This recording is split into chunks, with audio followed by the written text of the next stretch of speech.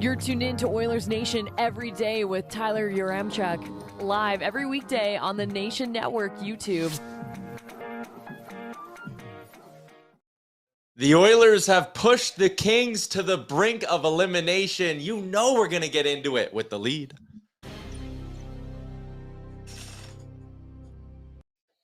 Smart man, Liam. Smart man. We left the curtains open. I'm looking a little brighter than I usually do on this show. Welcome into Oilers Nation every day, coming to you live from the Sports Closet studio. Check them out online, sportscloset.ca. Get geared up for the end of this series. Maybe you'll need to get geared up for round 2. We are live on the Oilers Nation YouTube, where I'm going to try to not butcher this name, but they got the first comment. Kildrak is in and says, what a game. Everyone gets a point. Now I have to wait 3 days to watch the LA Embellishment Kings get eliminated. And he ends it off with an emphatic, let's go Oilers. Rusty, our boy, the reckless optimist, says 3 days is a dumb break, but I'll be able to finish up all my assignments for the rest of the semester. So, hey, there you go. Pulling some positives. We're going to talk about that a little bit later in the show, but it is the day after an Oilers dub, and that means Shawn Belle is here for our friends at Star Mechanical. You can find them at starmechanical.ca. Shawn Belle, that, fair to say, most dominant performance of the series for the Oilers? Yeah, I think so. It was a really good performance. They came out flying. Yeah. They had a little bit of a pause there where they let LA back in the game. But honestly, for through and throughout that game, it was a really, really good performance. You know, you start to get some of these pieces like Hyman and Kane, Bjugstad, for example. They're all starting to roll now, and that's really when the Oilers become a scary hockey team. Aaron is shaking in anger that you didn't include Brett Kulak in that little group there. Sorry, Kulak. I've been loving his My game. boy, Brett Kulak. Kulak's been unbelievable. He's been so good. Mm-hmm. It's great to see him kind of elevating his game in the playoffs. Yeah, we'll get into everything to do with this game. And yeah, there you go. The big smile on the Stony Plain boy, Brett Kulak, with, yes, Clean Costin being Clean Costin behind the scenes. If that would have been like a 4-3 OT win, tight checking, Oilers are down and have to come back again, I think I would have felt different today. But it was a 6-3 win where they continue to expose what we called on the show yesterday the biggest weakness in Joonas Korpisalo, which was shots from the outside. He's really, really struggled with those. Vander Kane dings him on one early, which Bruce McCurdy from the Cult of Hockey actually pointed out. The first time all season, the Oilers' second unit has scored. As the first time all year, they have a power play goal with all 4 of their big guns off the ice, which is also insane. But they exposed those weaknesses on Korpisalo. And also, Shawn, it felt like the Oilers have fully found a way to pick apart the system the Kings are playing with that 1-3-1. Yeah, like we'll start with the 1-3-1. You know, earlier in the season, or earlier in the series, sorry, you know, all they were doing was passing it to the right defenseman. They'd get to the red line, and then they'd rim it around. And every single time the defense for the Kings would get to the puck first, they'd bump it back behind the net, and they'd just have an easy breakout. So they started adjusting. And one of the things that they've done is they start to swing 2 forwards to the left-hand side. Yep. And one of them is that they start to hit those forwards. They hit the inside forward first, and then they create that 2-on-1 on the right side of that 1-3-1, and then obviously they chip it out. So, for example, McDavid, the goal that he set up Kane for in LA was that exact example. He makes a quick move, slips it wide, and then they pick him apart in that exact spot that you were mentioning on Korpisalo. And then the second thing they actually started doing was they went back to rimming that puck around. But what they did was the 2 forwards, they'd each pick a defenseman. So the outside forward would go straight down to the one defenseman, and the other guy would just wait for them to bump it back, and then he'd create that scrum, which just led to turnovers. So they've really started to pick apart the 1-3-1, and it's good to see because they're now starting to get a lot of chances.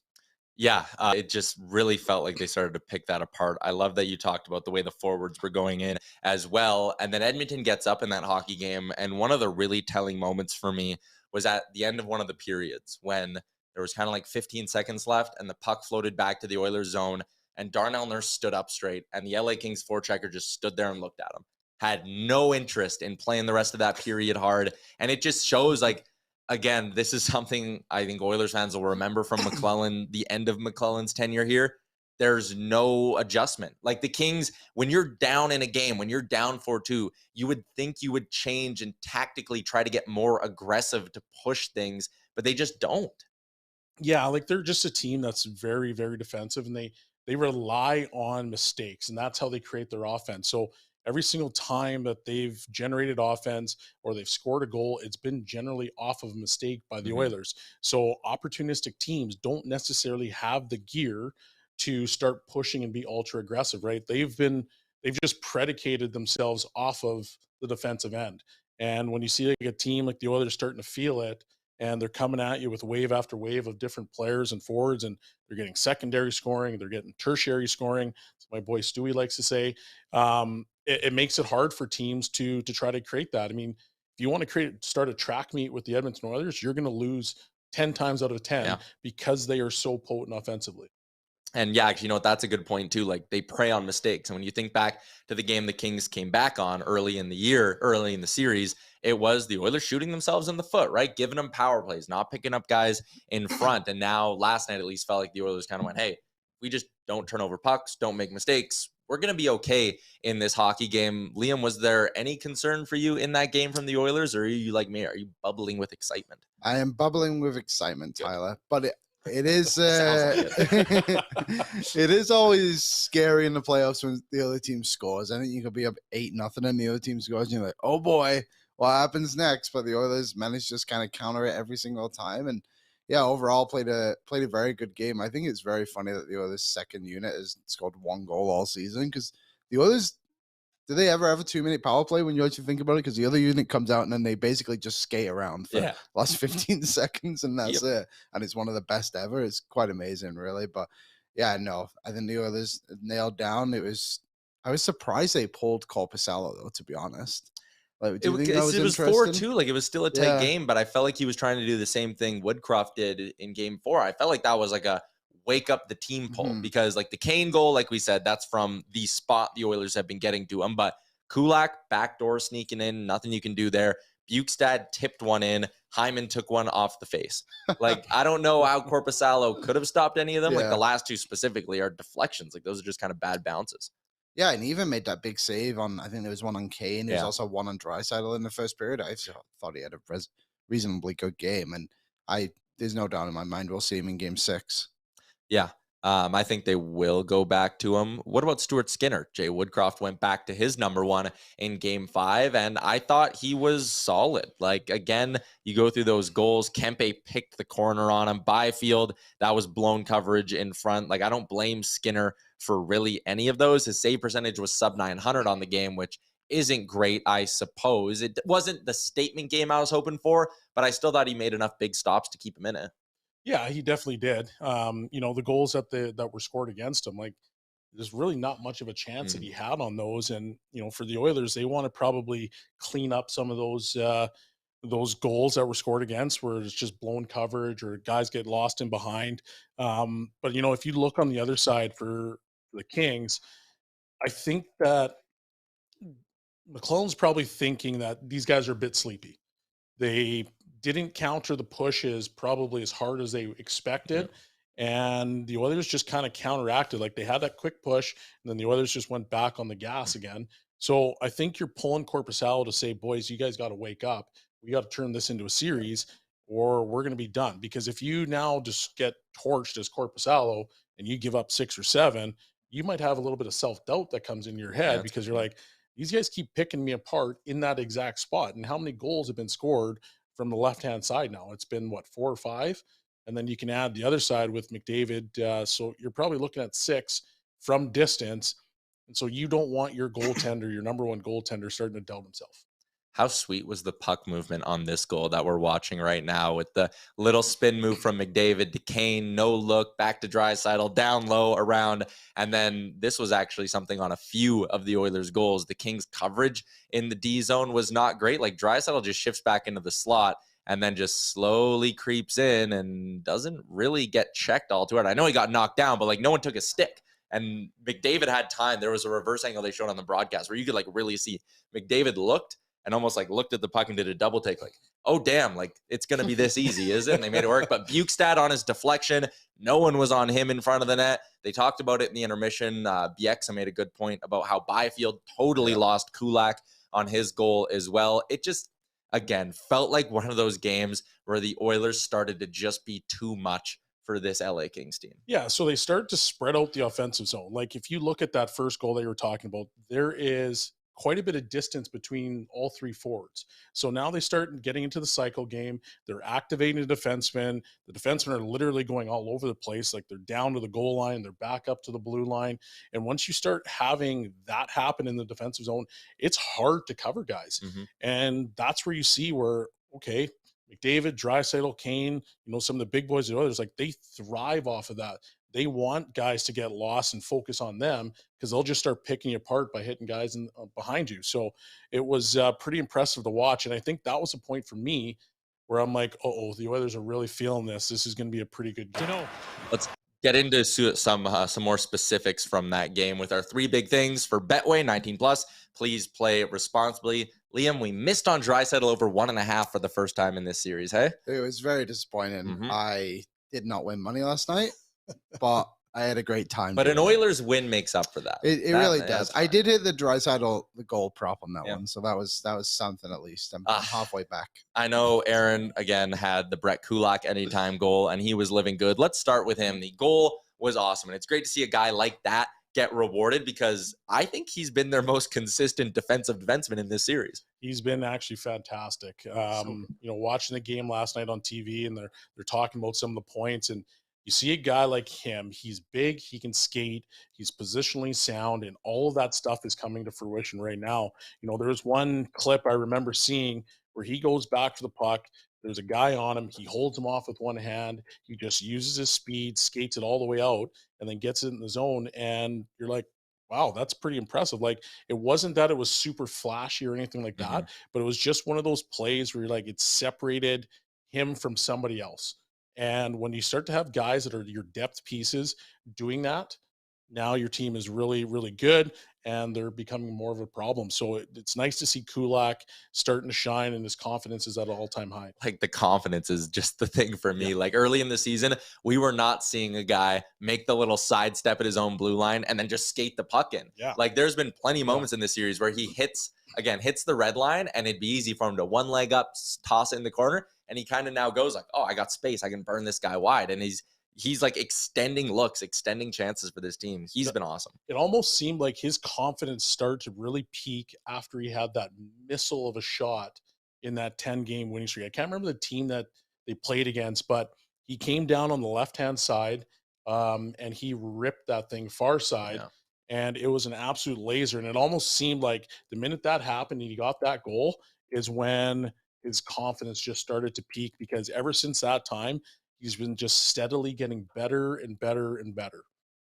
His first career playoff goal and his 44th career playoff game. We kind of talked about, like, the Oilers lost Duncan Keith, and we're like, oh man, that veteran leadership, you're going to miss it come playoffs. Like, Brett Kulak's a guy now who's been on a couple of runs, went deep with Montreal, went deep with the Oilers last year. Then you include Ekholm in that group. I don't think they're missing anything in that department. And Kulak, as Mistaken Mexican said in the chat, he's a peak playoff performer. He really is a guy whose game just kind of finds that little bit of a next gear come playoff time. Also, should give a shout out to his partner, Vinny Desharnais, who I thought was miles better in game 5. That was his best game of the series. Yeah, he wasn't rushing plays. He was a little bit more safe. He was controlled in what he was trying to do. And, guys like that, where they allow the game to start to come to them as opposed to trying to chase a game, they just settle in and their game amplifies. So once again, you get in the playoffs, like, simplicity in playoffs matters, and making sure that you're predictable for your teammates, obviously unpredictable for the opposition team. It just elevates your game. So you see Kulak, like, all of his strengths say you're going to elevate in the playoffs, and that's what you're seeing. And because he's had those long runs, with Montreal and these different teams, like, it just helps, and that experience is shining through. Then you add Ekholm. Once again, he's been on long playoff runs. Like, you've got a group right now that knows what it takes to kind of get to the dance. They don't know what it is necessarily to win it yet, but they definitely know what it takes to get to the dance. And you're seeing a team that's starting to figure that out now. Liam, you liked Vinny more last game? I didn't notice him, so that was nice. That's the way you want it. The best thing you want from him. Nothing went in the back of the net when he made a mistake. I know he was on the ice for the first goal, but that wasn't really his fault, was it? Yeah. So. Good game, Vinny. Keep it up. Broberg's been actually pretty good too. Yeah, it's been very good. I was actually surprised the minutes kind of went the way they did last 14 night. at 5-on-5 for Vinny, 8 for Broberg. I thought they'd be a little bit closer, Me too. maybe like a 12 and 12 or something like that. But I think that's Woody showing faith in his guy, right? I mean, That's sitting good. there and saying, hey, we're going to have confidence in you. Like, there's a reason why we're keeping you in the lineup. There's a reason why you were a regular NHL defenseman from January 13th onwards, right? Number 2 on my list of big things. How about Big Jugs, Nick Bjugstad? I am not afraid to admit when I'm wrong. I was very wrong about this acquisition. I thought they paid too much. I looked at a guy who at times in his playoff career had been healthy scratched in Minnesota. The book on him, when you kind of talk to people who watched him a lot in his couple of playoff runs, was he gets soft. He doesn't play hard. He gets disinterested or can appear disinterested at times. He looks absolutely none of that right now. They end up giving him that second goal as well, the one they originally credited to Zach Hyman as well. Even just that big reach when he comes through the neutral zone, or even when he's just hanging out in the neutral zone disrupting plays, like this guy's a legit difference maker for the Oilers. Absolutely. It's like it makes sense as to why they tried to get him before, right? Like I think they were trying to get him in the offseason. So it's a guy that fits what they need. And for Bjugstad, like you come in, you don't have to be a second liner. You don't have to be a third liner. We just need consistent minutes out of you. So I think that's where you start to see his game shine, because all of a sudden it's like, I don't have to do anything other than be really solid. And he's a guy that can contribute offensively. He's proven it over the course of his career. So now he's comfortable. He sits there. He's playing against guys that are not necessarily the top competition or the top D-man on the team. And he allows his reach, his size to take over. And he's a hard guy to handle because of his sheer size. Liam? Yeah, I mean, that one play he made yesterday too, where he just drove it straight to the net, like right from the corner there, was just, you don't see a lot of the players doing that, especially through this series. Like we haven't seen them get to those areas. And it felt like it almost set a bit of a tone for the Oilers needed to do, because after that, Hyman got one off the face. Bjugstad obviously just threw one right on that and he went in off the stick, and then also he scored the tip goal too. And he's been such a great addition for how much he costs financially too. Like you're getting your bang for your buck for that guy. That is for 400K against the cap this year. Way better than Derek Brassard last year. Yep, I would go ahead and say Ken did better on this one. The nickname we gave to him, Long Derek Ryan. Yeah. And I mean, he's getting timely goals. He's effective kind of in all three zones. Like I'm loving what I'm seeing from Nick really Bjugstad. Good on the PK. Yeah. Right. Like he's just added a lot of different pieces to that Oiler team, and he's made them harder to play against. And you know, from Vinny Desharnais with his sheer size to Bjugstad to getting Kane back kind of towards the deadline, like it's just a different team and they're hard to deal with. Like one of the funniest things I saw all game was the fact that right at towards the end, when it was already, 6-2 or 6-3 rather, LA was starting to get a little bit squirrely. They're starting to get a little bit feisty. Danault was after the whistle, gloving guys in between the linesmen. Get out of here, Danault. So then Woodcroft just puts out this massive line and everything just quieted down. Yeah. But it's because now the Oilers are able to play that game, right? So it's good to see. Yeah, the chat was actually talking about that, and I wanted to bring that up next. Like, how great was that? Just, again, Dursey was running around, and he gave Fogle that hit, and then after the whistles, he was jumping up a bit, and Danault was being a little greaseball as he usually is, and Woodcroft just said, oh, man, enough of this. Like, those 5 guys who were out there, because it was Nurse, Vinny, Bjugstad, Klim, and Kane. Yeah. Those 5 have never seen the ice together in this season. And Woody, I wish we had video of Woody going up the bench and being like, you go, you go. No more bullshit. Like a little Timbits game. Like, all right, there you go, kids. Go get him. Klim was running around a little too. He was looking for it. And the Kings wanted nothing to do with him. They were avoiding him like the plague. It was so funny. It was that play Dursey made on Fogle is so greasy. Just to cross-check the guy so close to the boards like that. Like, I think that's way worse than what a Kale McCarr did, to be honest. Like, he's never going to get treated that way, but it's just a play that's so avoidable, and I feel like the intent is there every single time. Yeah, like I know our guy Jason Strudwick has made this point a lot. Gregor makes this point a lot. I wish the NHL would clamp down on that. Yeah. And the point Gregor always makes is the NHL has almost eliminated headshots. They recognize it as dangerous. They punish the hell out of it for like 2-3 years. It's kind of gone away, and then the punishment's kind of plateaued. If they did that for hitting from behind, I think it'd be the same thing. Like, it's just when you have a guy who is in that vulnerable spot, and we're going to watch it here. Like, such a greasy play. Yeah. We've already seen that this series too when Yep. Kempe cleaned out Bjugstad. Like, I think the Kempe one was worse. I think honestly should have been a suspension, especially since we saw McCaw get the one game. Yep. And you see stuff like that. And this look at the score line and the time too. To me, that isn't it. There's no hockey play Maybe I'm there. throwing it out there a bit too much, but it feels like an intent to injure. No, you're not wrong by any stretch of the imagination. Like, if he grabs him and he guides him into the boards, you're probably more comfortable saying this is a legitimate hockey play. But you can see he's about to make a move and he cross-checks him directly in the back. And that's the stuff right there, especially because it's like 2 feet from the wall. That's when there's like those serious injuries that could potentially happen. And you have to take this out of the game. You saw it, like, rewind back years ago, McDavid, same type of situation. I think that was against Anaheim. Like, that was a dangerous play. Like, it doesn't need to be part of the game, much like the headshots don't need to be part of the game. Because is that the famous video, I guess, of McDavid getting absolutely hammered and the refs just stood there watching it, right? Standing there like, oh, this looks clean. Yeah. Boy, oh boy. I like Brad dropping in the nicknames for Bjugstad and Costin. He goes the Bugie Man. And then the Klim Reaper, which we've heard a lot. Klim Costin just has so many nicknames. It's awesome. So the DJ at Rogers Place has really got his craft nailed down. He's good. The other day when Klim Costin scored, they played the real Slim Shady.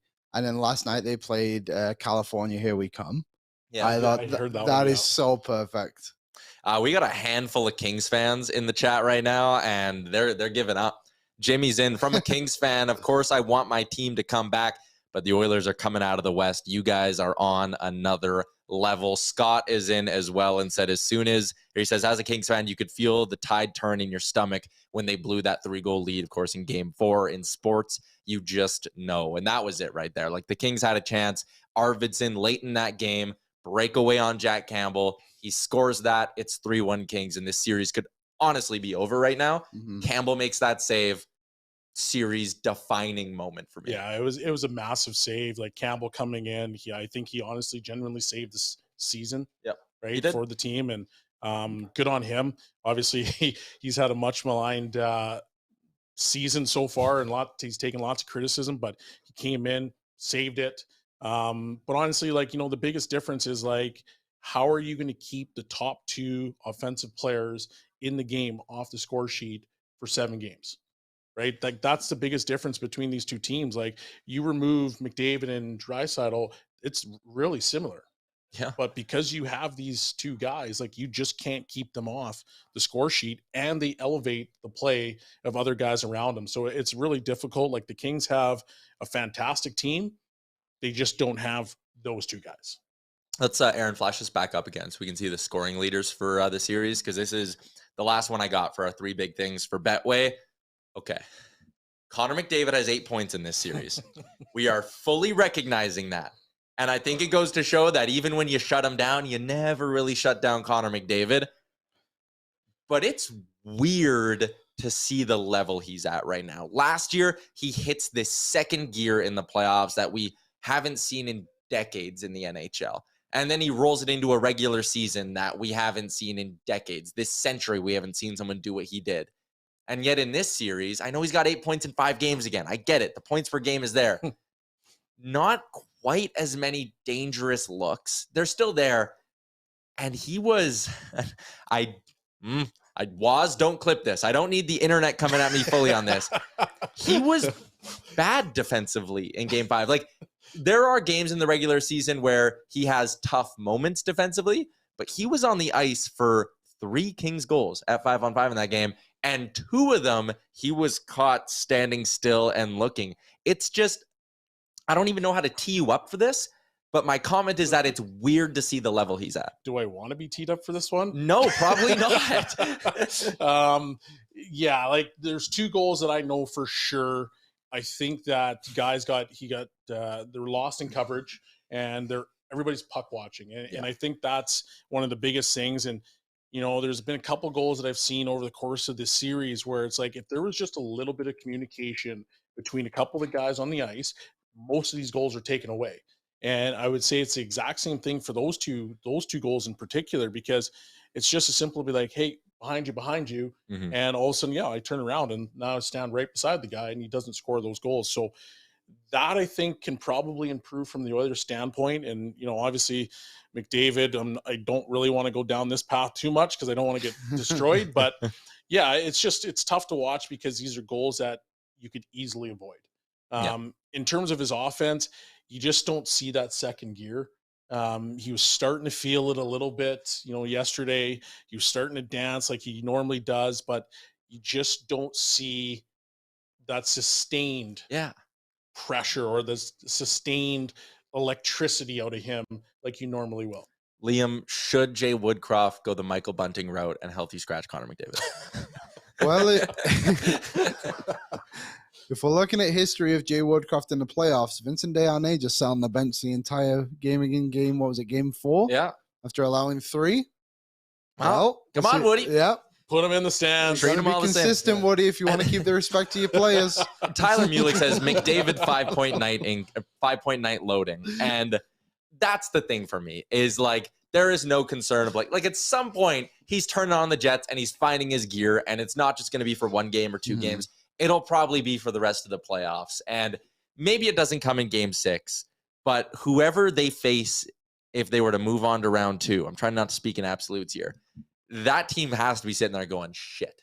The Oilers did that to the LA Kings, took care of them in 6, and Connor McDavid was kind of idle for most of the series. It's coming. Like, I know it's coming, but it's just worth mentioning, and a bunch of you in the chat agreed. So, is it just a situation where like LA's doing such a good job on him? Danault's out there all the time against him. Yeah. Doughty's out there all the time. Like, is that the situation that's going on where he's getting shadowed all the time, and they're just taking so much time and space away from him, saying like, "Hey, Draisaitl, you got to beat us." Is that the situation that we're seeing? Is he hurt? Like, what's kind of going on with McDavid? Because you see flashes of it. You saw it for the first 4 games, and obviously yesterday there was some times where you're like, "Oh, here we go." Yeah. So is it something where he's now just starting to figure out like, here's the soft spots in their coverage. Here's a time that I can go because now it's a 1-3-1, which is hard to, take the puck up the ice by yourself against. So is this just something where he's trying to figure this out, and in game 6 maybe he's going to be that dominant player that we see? I think so, and I do think that's a good point about just that 1-3-1 again. Like, it's probably he generates a lot off the rush, right? And if it's hard to really get your speed going through the neutral zone, then that's going to hurt his production a little bit.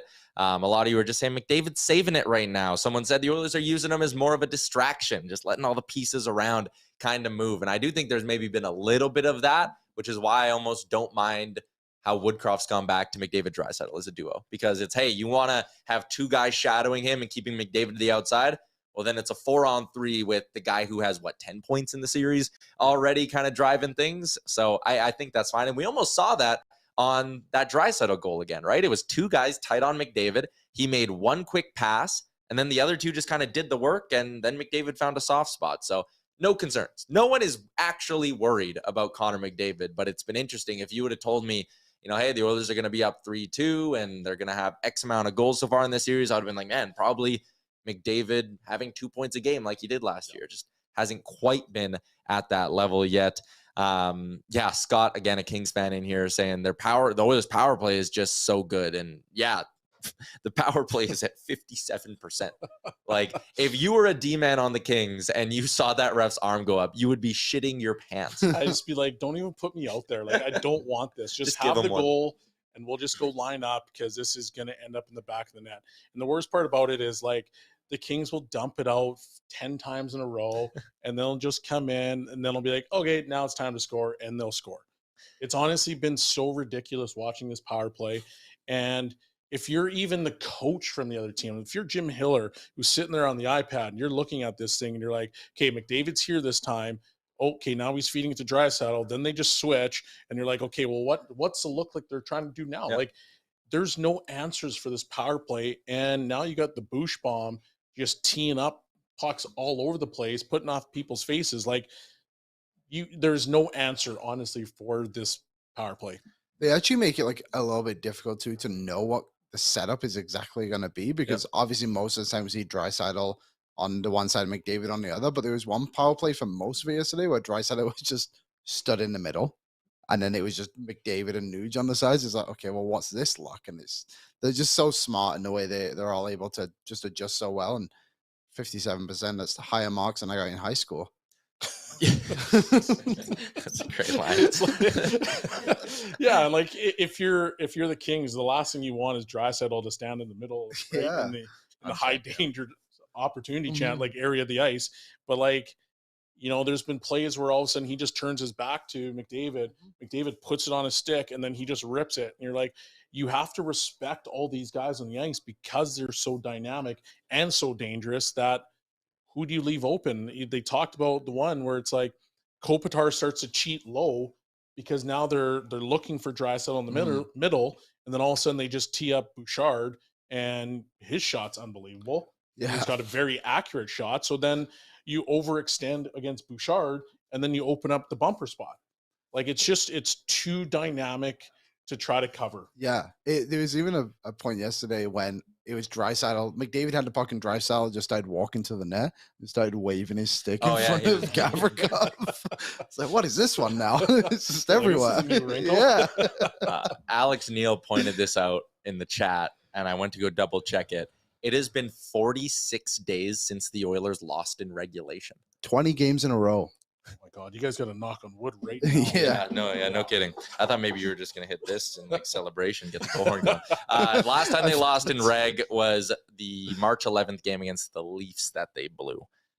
So since the beginning of March, they've lost twice in regulation. It's been quite the run for this Oilers team. Shawn, before we let you go, do they close it out in 6? I think they do. I think the guys are starting to feel it. You've got your secondary scoring starting to feel it. And now all the pieces are in place. And once that happens, the Oilers are going to be too much for the Kings to handle. There you go. Appreciate your time today, as always, Shawn. Thanks for hopping in. Always a pleasure. There you go, Shawn Belle for our friends at Star Mechanical. You need 24/7 emergency service. Boom, they got you. 780-481-8873. See you next week. Thanks, Belsey. See you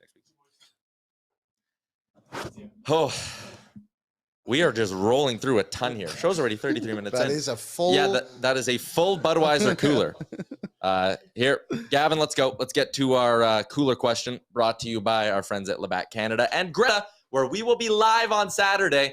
Originally, I was going to host. Aaron and I decided we're going to like tag team it, Wu-Tang it, or something like that. We're going live from Greta? No. Oh, we'll just be well, there. yeah, the party is hosting there. the party. And I am hearing some rumblings that we are very close to sold out for Saturday. So if you want to get in, gretabar.com and go make your reservations. Our playoff parties have been electric. This one, a Saturday night downtown Edmonton with the series on the line. The Bud Lights are going to be going down smooth is all I'm saying. Let's get to our cooler question today. Just while you're rooting through there for the question, Tyler. 99 likes. Let's get to 150 today. We got a little bit of time left on the show. People are asking to Frank tomorrow. Frank tomorrow. Frank Sorry, guys. tomorrow. Frank had to bail on today, and we had Belsey, so we figured we'll do tomorrow. He's got a new trade targets, so with a couple of days off, we'll get to some other stuff tomorrow on the show. Our question on a nice, crisp Budweiser. What are you doing to pass the time during the off days? Do you know what's funny? I didn't know this was actually the question. I was thinking about what I'm going to do for the next couple of days.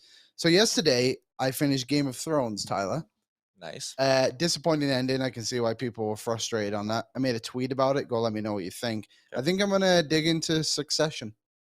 What are you doing? Is that the kind of question answer? Yeah, no, that's what I was looking for, honestly.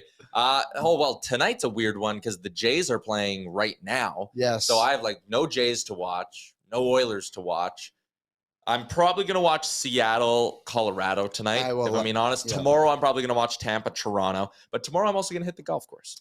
I'm going to go play 9 in the evening, a nice evening 9. That's a good. I am going to, and this fits nicely, but I am legit going to Boston Pizza tonight with all my friends for the Fanalytics menu and all that kind of stuff. We're also going to Boston Pizza in like 20 minutes with Christopher Palmer. It's Wednesday. You know, I get cheesecake. You go for your cheesecake. I know.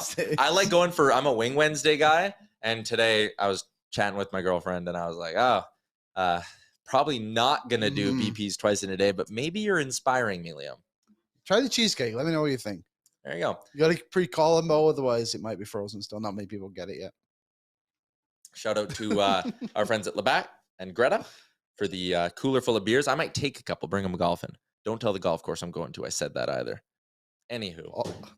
You mentioned Boston Pizza and the Fanalytics menu, Liam. Just pull that out of the way. We will be there in 25 minutes with our friend Christopher Palmer, who won lunch with the two of us, and Jay. Yep. I know Jay's chilling somewhere around here, so we'll have to all hop in the Nation truck. Christopher's already there, so we got to wrap up this show and get down there. But anyways, our stats from yesterday's game are powered by Boston Pizza and their Fanalytics menu. How about the triple play? Your new favorite super team. Cactus Cuts, Thai Bites, Bandera Bread. Do you think we're going to try this? Do you want to? Yes. We can order whatever. That is true. I think we should do the triple play. Okay. And then also probably a piece of flight. I like that play. Yeah, I think that fits nicely. All right. Maybe a cold one as well. Maybe a Budweiser. May as well. Put some ice in that thing. Giddy up. Look at that. That looks delicious. Anyways, the numbers from last night. I'm going to throw you two things right here. Did that feel like the best the Oilers played at 5-on-5 in this series? It did, yes. It felt that way, right? It felt like they dominated the game in all aspects. It really did. According to the numbers, that was their worst game at 5-on-5. The shots were 26-21 for LA. Shot attempts were 50-34 for LA. And the scoring chances were 22-21 for LA. But the goals were 4-3 Edmonton. It was a weird flip-flop of the way things have usually gone in this series. So some interesting numbers courtesy of our friends at Boston Pizza. Maybe part of it was, so Aaron, can you flash this board up, please? The shot count there is 28-27, right? Yeah. I feel like the Oilers have, when they've had to win games, they've had to put up like 40 shots.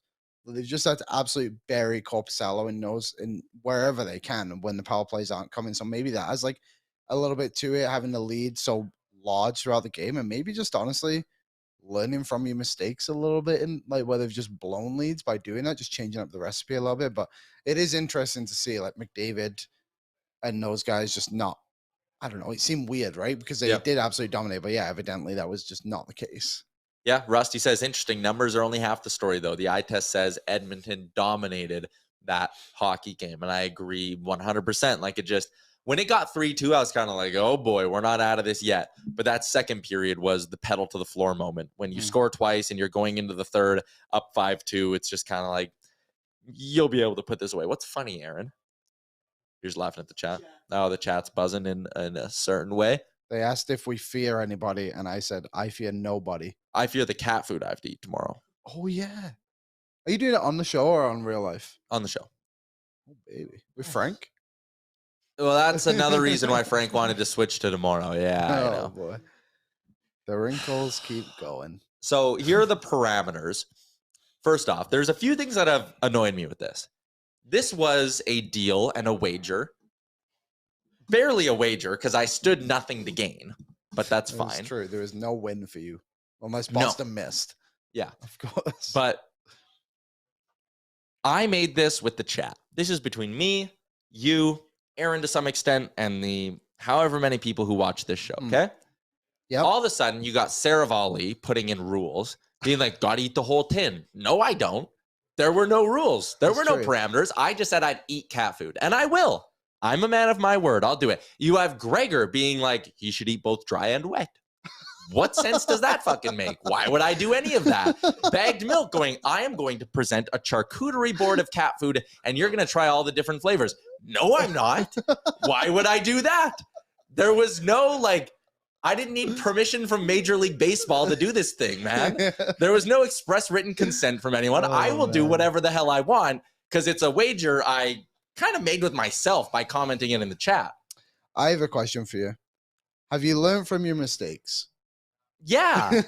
I'm going to do things like we did with Aaron yesterday. I was like, hey, Brett Kulak scores, chug a beer. I didn't go, hey, Aaron, full tin of Meow Mix if Brett Kulak finds the back of the net.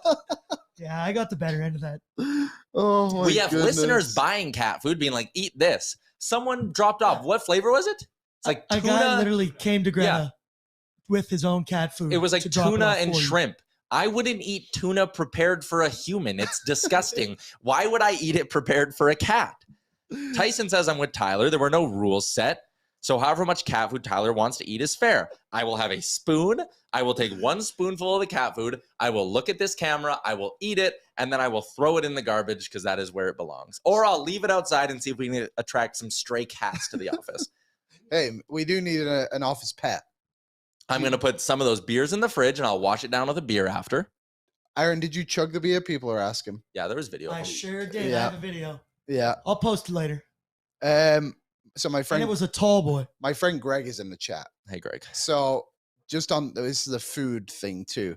A punishment that we have for our fantasy football league is you have to eat an onion, like a full raw onion, The whole thing. as much as you can, Oh, live yeah. on Facebook. And nobody has completed the onion yet. And every single person has vomited almost immediately after. So looking forward to the cat food. I don't think I'm going to throw up. I think it'll be the texture that'll be gross. I don't think the food itself will be that bad because realistically, it's just meat. It is just Yeah, meat. and like there are laws that like you can't. There are laws that you can't like make food for pet or for like dogs or cats that isn't like safe for human consumption. Yep. So it's not all that concerning, but Uh-oh. Davin says onions are delicious. I don't think you've ever just taken a bite out of one like an apple. I've been listening to you outside the door.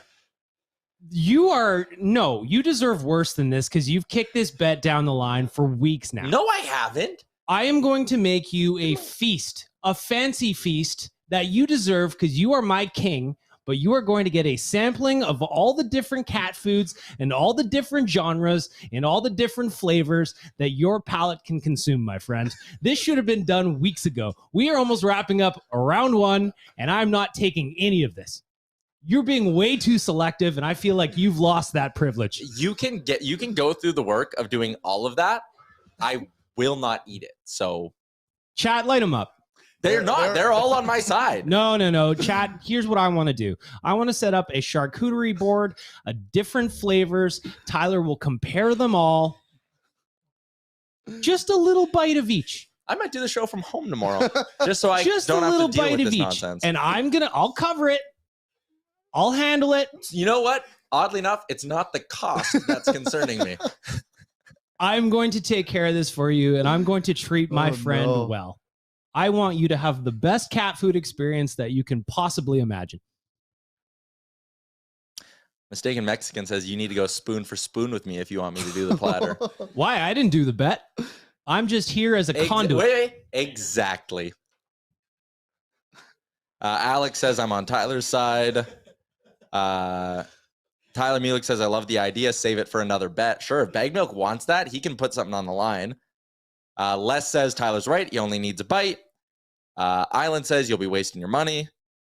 Davin says if Tyler does that, you have to do it 2 p.m. Where's Bag Milk's laying down the law? We've got a lot of support here, too. I think that this is getting kicked down the road too much. People, we want Tyler to have an experience, not just a little nibble. That's hardly satisfying the bet.